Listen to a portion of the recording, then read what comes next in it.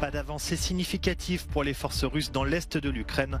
Les combattants ukrainiens ont même repris le contrôle de plusieurs villages au nord de Kharkiv. Le président turc a exprimé ce vendredi son hostilité à l'adhésion de la Finlande et de la Suède à l'OTAN. Le Festival de Cannes, qui ouvre mardi prochain, fête cette année ses 75 ans. 2 films ukrainiens sont en compétition pour cette nouvelle édition. La Russie concentre toujours ses offensives dans l'est de l'Ukraine sans y effectuer d'avancées significatives. Des combats particulièrement intenses sévissent dans le Donbass, comme ici, sur la rivière Donets, près de Severodonetsk, où les forces russes sont restées bloquées et se sont vues infliger de lourdes pertes. Mais les frappes aériennes font toujours plus de dégâts. À Bilohorivka, 60 personnes qui s'abritaient dans une école ont perdu la vie. De nombreuses autres villes des régions de Donetsk et Louhansk ont été touchées. Dans le même temps, les regards sont toujours tournés sur la scierie d'Azovstal à Mariupol, où des soldats ukrainiens gravement blessés n'ont pas encore pu être évacués. Nous continuons de tout faire pour évacuer les personnes bloquées à Mariupol et Azovstal. Des discussions très difficiles sur la prochaine étape de la mission d'évacuation, l'évacuation des blessés graves, des médecins, sont en cours actuellement. Nous parlons d'un grand nombre de personnes. Bien sûr, nous faisons tout pour évacuer tous les autres, tous les défenseurs de l'Ukraine. Nous avons déjà impliqué dans les pourparlers tous ceux qui, dans le monde, peuvent être les médiateurs les plus influents. À Kharkiv, deuxième ville du pays, les forces russes piétinent et perdent du terrain. Les combattants ukrainiens sont passés à la contre-attaque et ont réussi à reconquérir plusieurs villages du nord de la ville.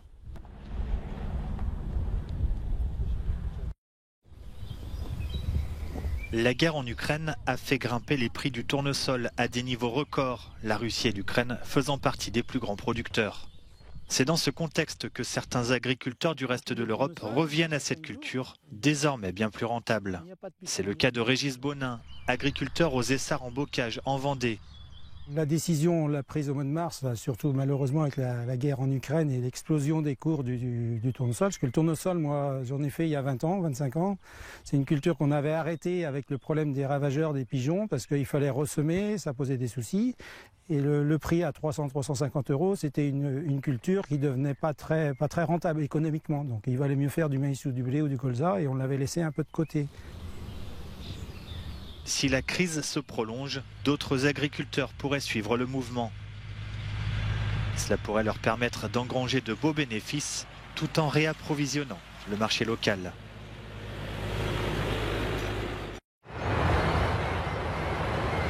Alors que la Finlande doit officialiser sa candidature à l'OTAN ce dimanche, la Suède y réfléchit sérieusement également. Ce vendredi, un rapport officiel préparé par le gouvernement suédois et les partis au Parlement a conclu qu'une adhésion de la Suède à l'Alliance transatlantique réduirait le risque de conflit en Europe du Nord. Le rapport conclut également qu'en tant que non-membre de l'OTAN, la Suède n'a actuellement pas de garantie d'aide en cas d'agression.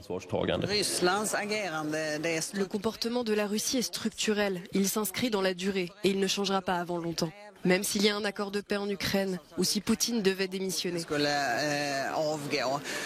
cela signifie que nous avons un grand voisin dans notre voisinage immédiat qui est prêt à prendre des risques énormes, jusqu'à envahir un pays pacifique, non aligné et souverain, qui ne menace en aucun cas la Russie.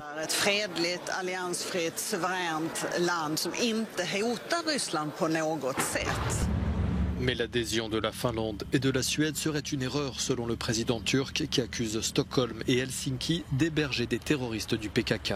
Le Parti des travailleurs du Kurdistan est classé comme organisation terroriste par la Turquie.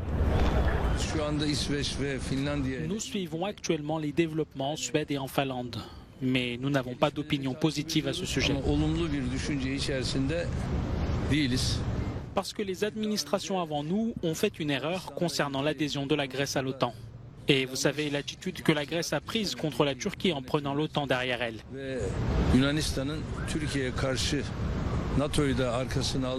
Nous, la Turquie, nous ne voulons pas faire une deuxième erreur sur cette question.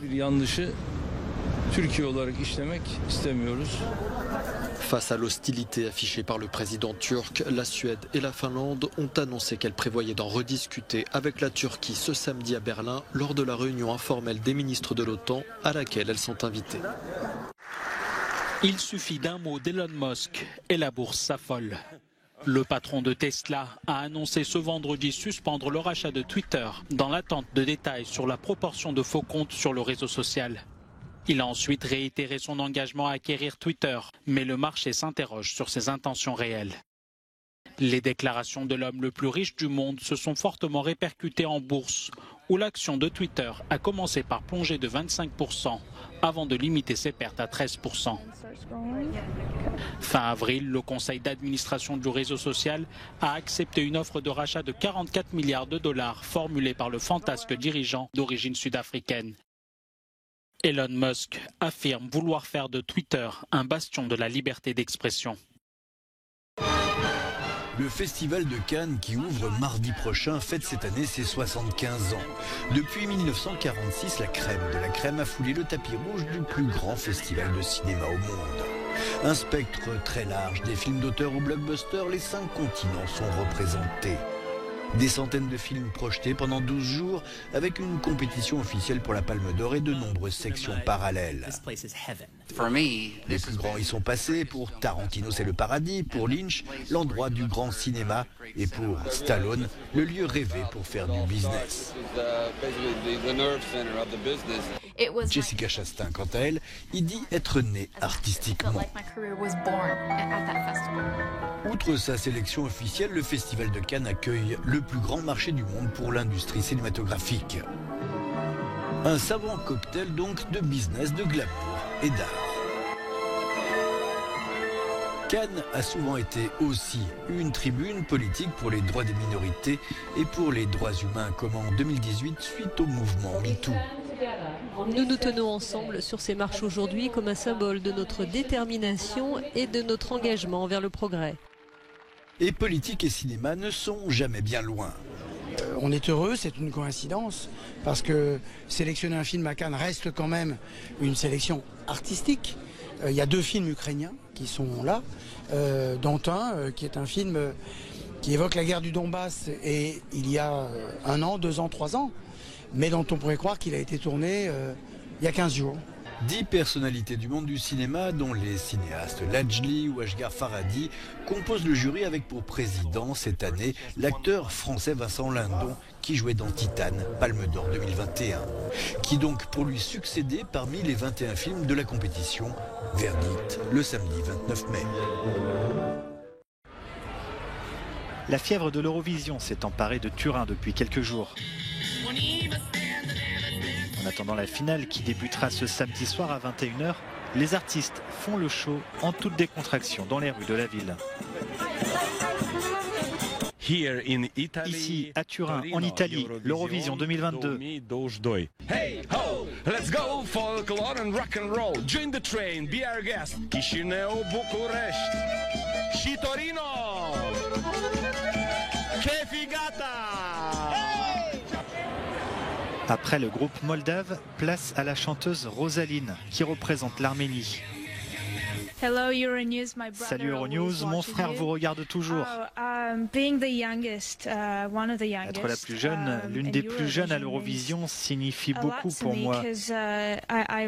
Parce que je me rends compte que mon rêve s'est réalisé beaucoup plus tôt que ce que j'avais imaginé.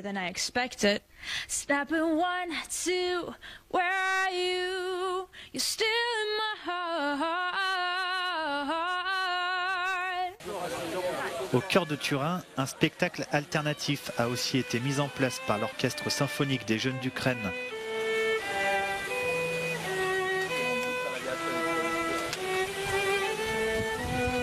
Andriy est l'un des violonistes de l'orchestre. Une compétition, ça reste une compétition, bien sûr. Personne ne sait jamais à l'avance ce qui peut se passer. Ce dont je suis sûr, c'est que le monde entier soutient l'Ukraine. La compétition est rude, mais même ceux qui n'ont pas réussi à se qualifier pour la finale, comme le boys band slovène Last Pizza Slice, en garderont un grand souvenir. Se produire sur cette scène était un rêve depuis très longtemps. Nous avons réussi à le faire, donc nous sommes vraiment très heureux.